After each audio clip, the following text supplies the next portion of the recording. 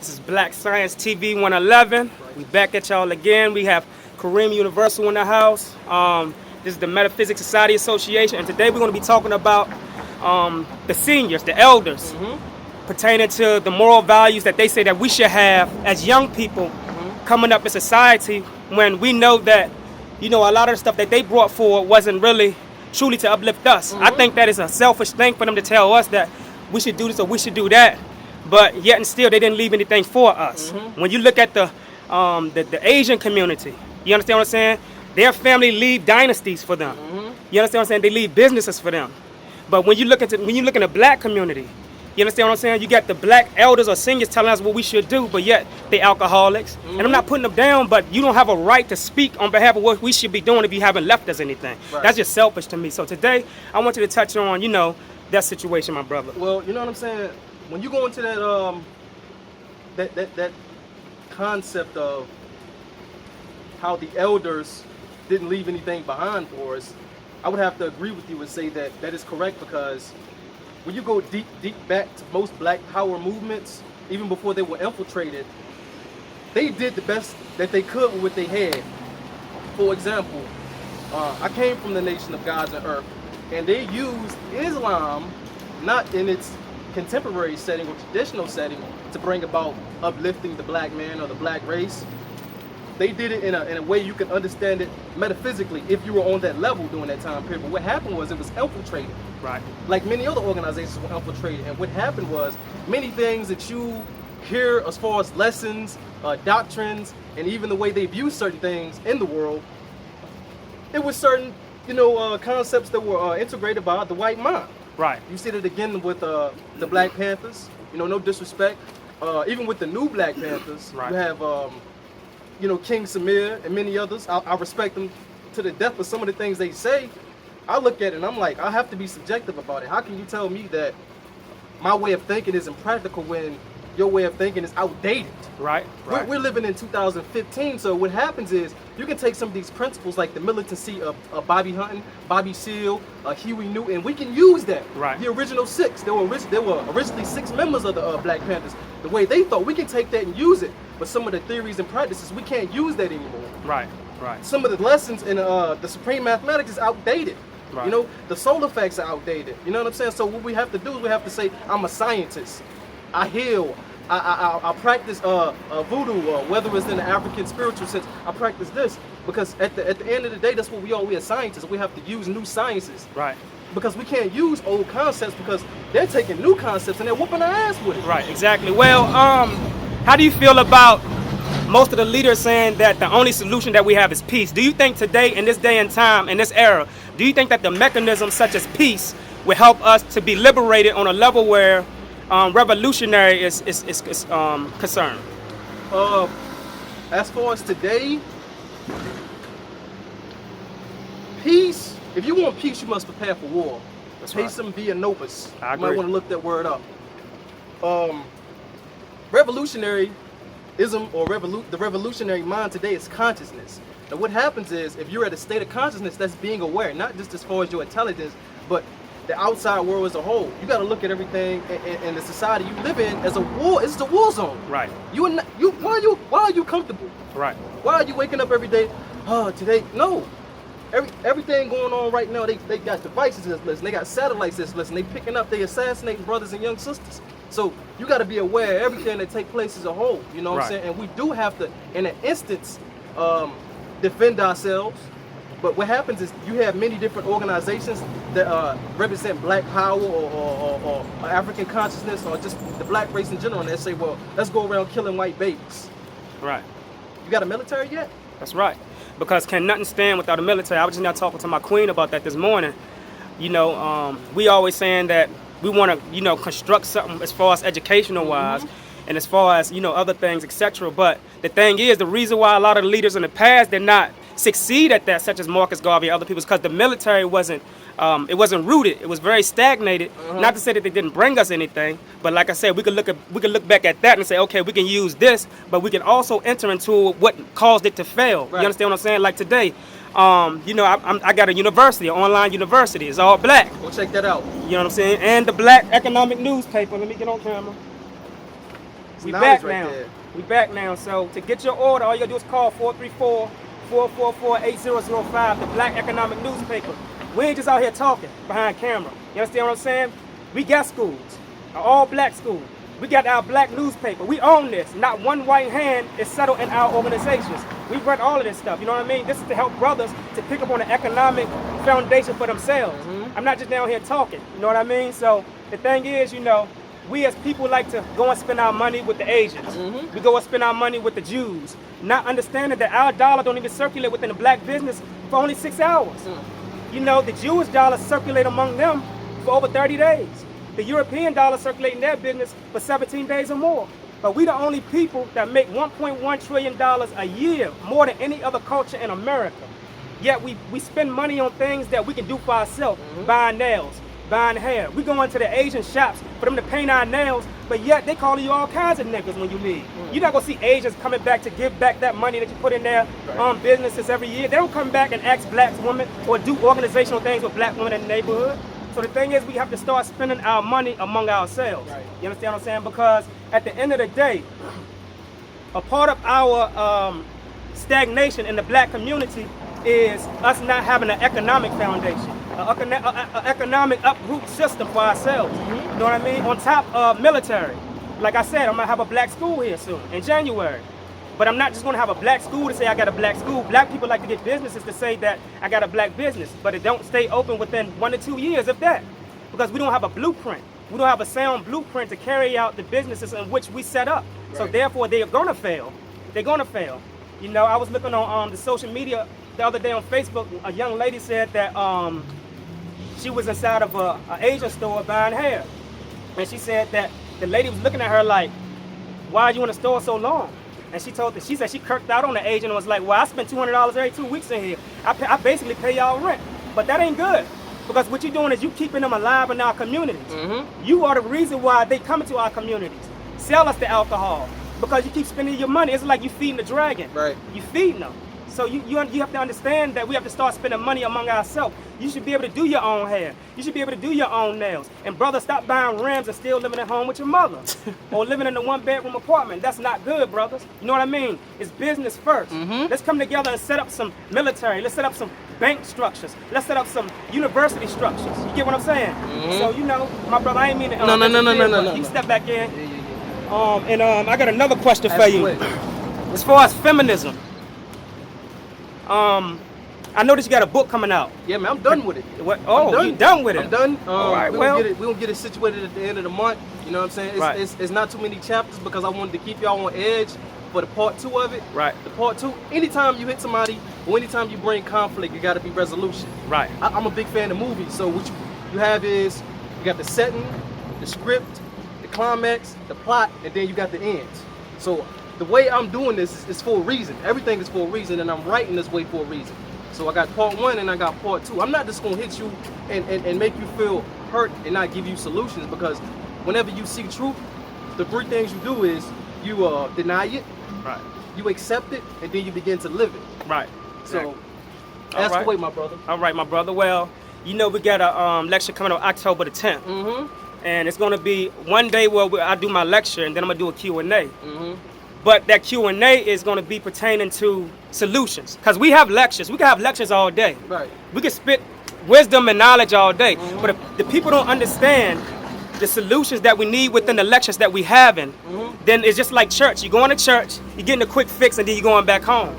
So we need to stop having lectures, just having lectures. Let's come with some type of mechanisms that will actually lift our people, because our people saying today, I can't find a job, I can't find a job. There's a lot of things that we can do without having to utilize the governmental structure for our affairs when it comes to regulating our own home affairs. So the thing is, I want you to speak on behalf of the IRS.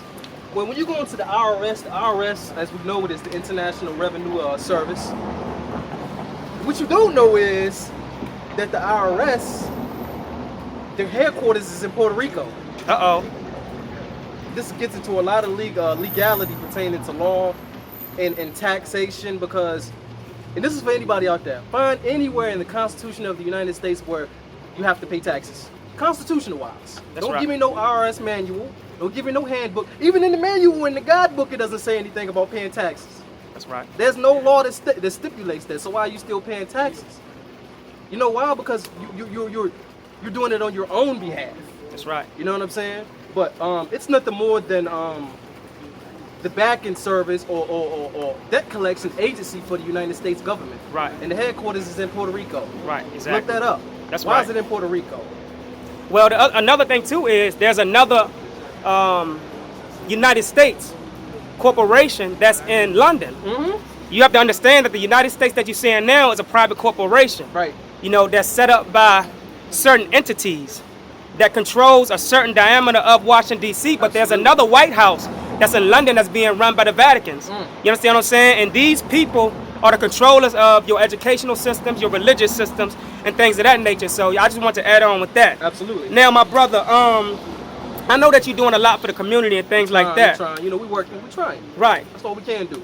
How do you feel about Minister Farrakhan and the Million Man March? Do you think that we will be able to have this time, because we didn't have Million Man marching, we've been marching for as long as I can remember, and we're still in the same condition. Do you think our people will be able to walk away from that march and be able to have something different than the other times that they did when they supported that march? No. Or is it something that going to be used as an agenda for the government? Because we know that the last one was used to actually to raise financial expenditures for private corporations. Some of that money went to private corporations. You understand what I'm saying? So go ahead and touch on that, brother. I love the Nation of Islam, Elijah Muhammad. I'm not attacking anybody in this video. I'm not attacking any organization in this video. I love all the Black Power movements. Anybody who take part in consciousness, I love you. But this movement or this march is nothing more than a strategic plot or ploy to a certain degree, because not too recently, maybe about 2 weeks ago, you know, with the general push for the Million Man March, Minister Louis Farrakhan took a picture beside Eminem, and he said, "Don't judge a book by its cover, because when you meet a man and you see a man, you never know how much that man really thinks about you and your movement." What that says to me is that aside from the politics, this man is going against everything that he practices and preach. That's right. So, Let me just touch on it, because I feel like I want to touch on that. Go ahead. You got that. To the Nation of Islam, right?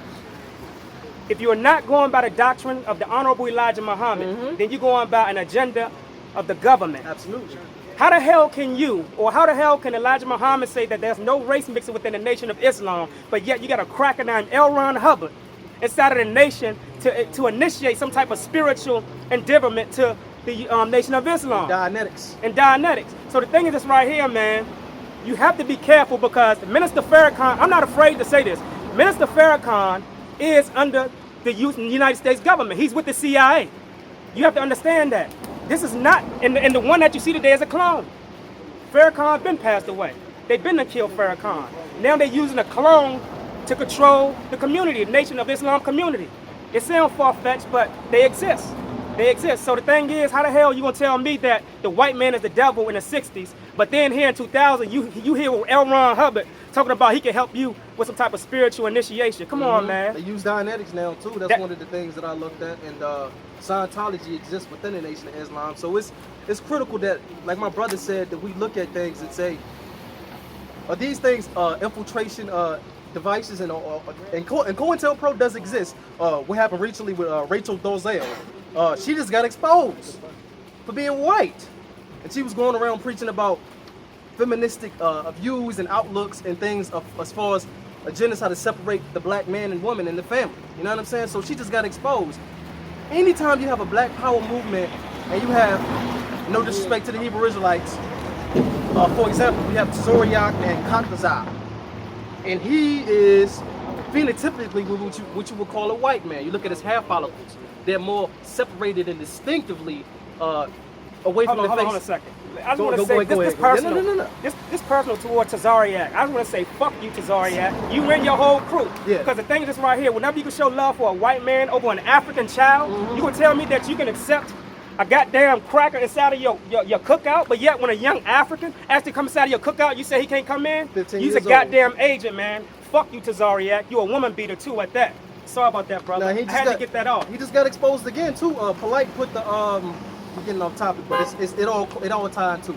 Polite just put a screenshot of Tazariak getting mad at Polite because his wife gave reverence to the relationship that he has with his wives. So my thing is this: he got 5 wives. He's taking care of all his wives. They got cars, they got land, they got trust funds, they got they got things that they have. He's taking care of those women. Why are you getting mad at a black man for taking care of his family?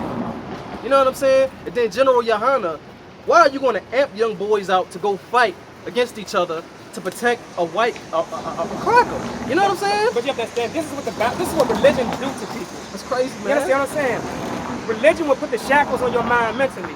How the hell are you gonna say it's okay to sleep with a 9-year-old? You get what I'm saying? That right there is not ordinary. That's not natural for a man to come out of his mouth to say a 9-year-old. This is what religion does to people. You know what I mean? The Hebrew Israelite, I'm not talking about all Hebrew Israelites, that's for the record. I'm just talking about Tazariak with his punk ass. And GMS. Yeah, because the thing is right here, you hating another man for being able to take care of his wives. So what, he got many wives? He's able to take care of them. So y'all running by the imperialistic systems of the white man. He telling y'all that one wife is good, but not knowing that they benefit off of y'all, just like your birth certificate. When you get married, you got a marriage certificate. Yep. That goes right there on the New York Stock Exchange.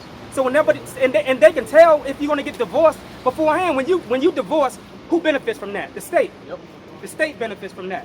And then the child has to go through a psychological impairment.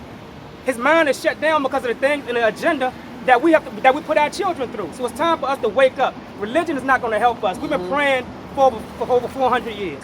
You understand what I'm saying? We're still dying. We're still dropping out like flies. The pastor's still running around eating pork, dying, high blood pressure, diabetes, all that shit. Look, man. And one more thing. The church, hold on. The church makes over $100 billion a year. But not yet one black school set up in the community. That's crazy. Not one black school. You understand what I'm saying? But yet you can bring faggots into your church. Sleep with faggots. Marry homosexuals in the church. I'm straight. If you can't take what I'm saying, then this is not for you. Kick rocks. But what I'm saying to you is this right here. This is for the church. You actually helping the system to be able to suppress black people in society today. Yep. You understand what I'm saying? So it's time to wake up, man. Absolutely. The church was once used to assist us against the law. But we getting shot down today and the church is not nowhere to be found. They behind the pulpit, sucking your money. Right. But yet they're not coming out to the community to give, like I said, I own the newspaper, the black newspaper. And I only do business with black businesses. You understand what I'm saying? So the thing is this right here, it's time for us to wake up. Right. I'm sorry about that. No, man. He touched on some very important things. When you look at certain things that the church and many other dogmatic principles and mind states teach, you got to look at the systems of how they operate in life and everyday conditioning. For example, their diets. You know what I'm saying? They have very weak diets. One of the things that, many religious groups teach, meat is okay to eat. Well, what about that detox? Because what you have is you have a consistent